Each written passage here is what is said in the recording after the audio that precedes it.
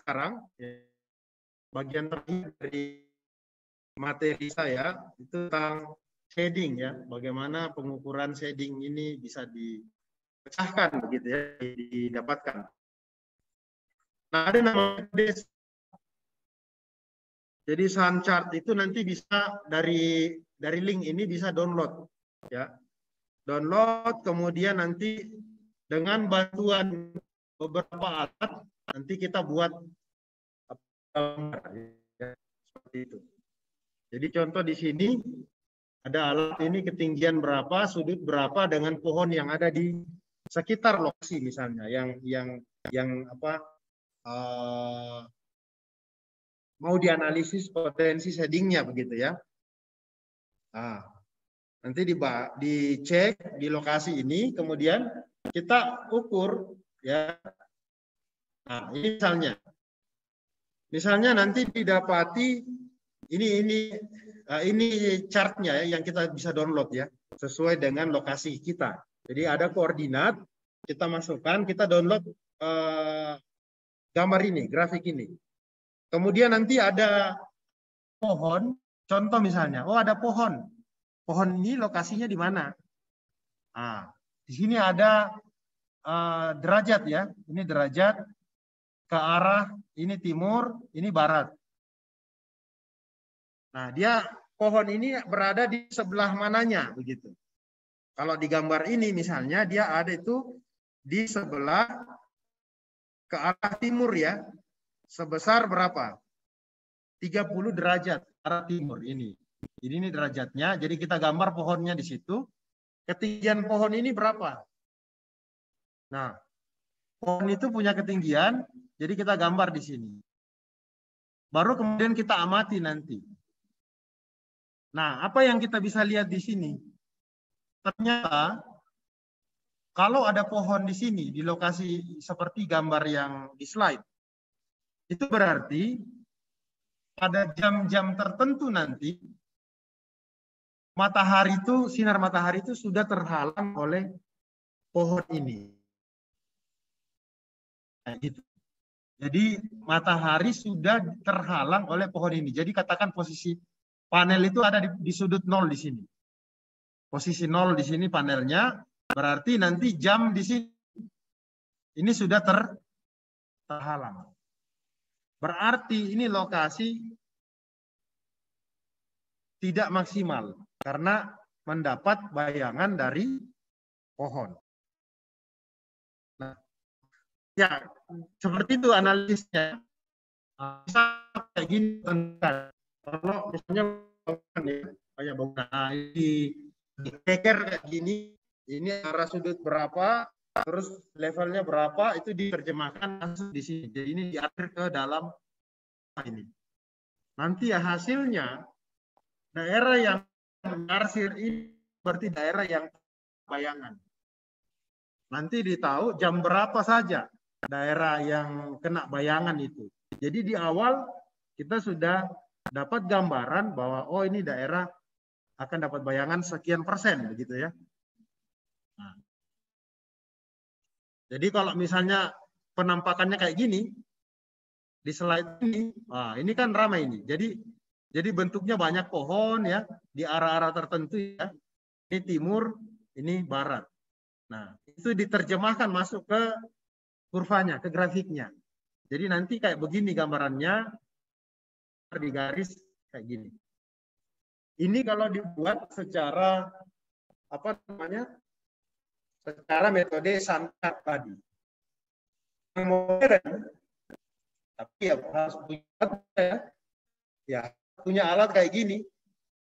Kita tinggal datang, pasang alatnya di lokasi yang disediakan. Kemudian kita akan dapat gambaran berapa banyak yang mendapat bayangan. Nama alatnya Solar Pathfinder ya. Jadi memang ini khusus digunakan untuk analisis bayangan untuk pembangunan PLTS. Alat yang lain kayak gini, metric sun eye, dan ini bisa disambung ke internet. sorry, bukan. Sambung ke laptop ya, begitu untuk nanti download data-datanya. Dengan alat ini juga memberikan data yang akurat ya, seperti itu. Ini kira-kira dia cara pasangnya kayak gimana untuk mendeteksi pengaruh shading di lokasi yang di analisis.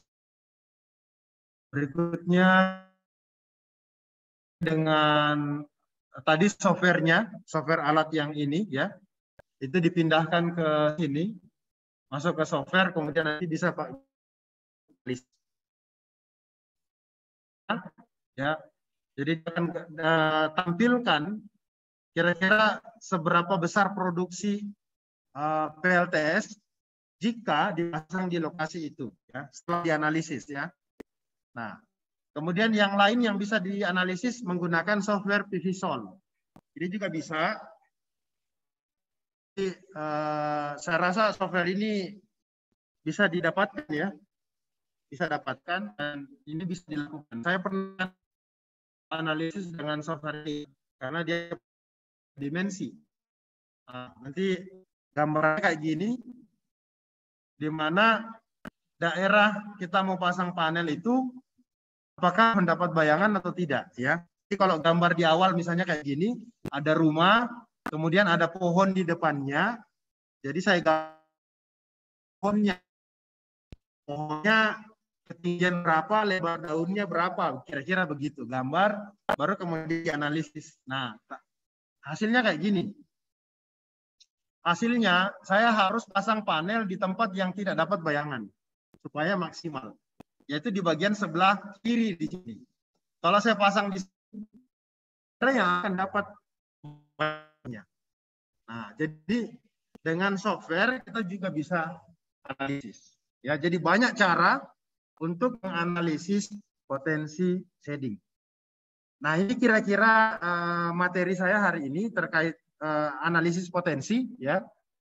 Jadi apa nampaknya sangat padat ya, sangat banyak hal-hal praktis yang harusnya dilakukan dalam melakukan analisis potensi PLTS.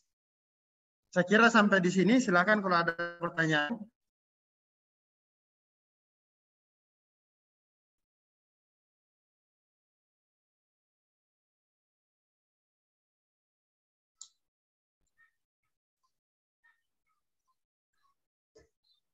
Silakan mahasiswa.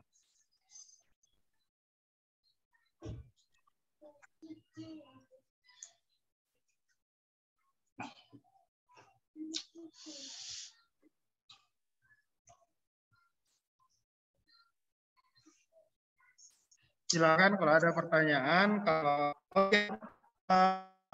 ini Pak, mengakses e-learning Pak, Elinas. Oh iya. Semalam udah mau coba masukin ini tapi nggak bisa login Pak. Nanti saya mau minta bantuan Pak ya, kalau nggak salah ya.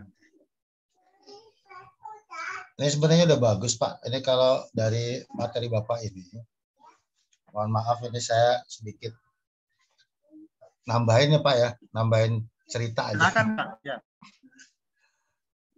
Ini sangat sekali untuk istilahnya identifikasi awal dalam perencanaan.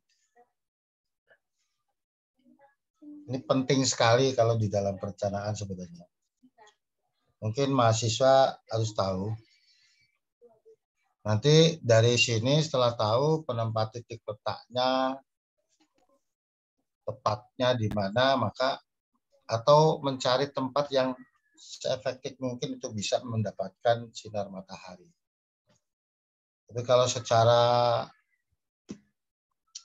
idealnya memang sulit untuk mendapatkan apa tanpa adanya kena bayangan, jelas itu. Apalagi daerahnya padat. Tapi mungkin kalau di Papua masih potensial sekali ya. Potensial sekali kalau di Papua. Kalau di kota-kota seperti kayak Jakarta gitu, bisanya di atas ya rooftop itu, di atas gedung. Kalau bisa yang tertinggi. Selain itu juga udaranya sudah tidak sebaik di tempat lain. Karena faktor polusinya terlalu tinggi, sehingga menurut cerita orang sana lah, ya saya tanya pas saat lagi di penelitian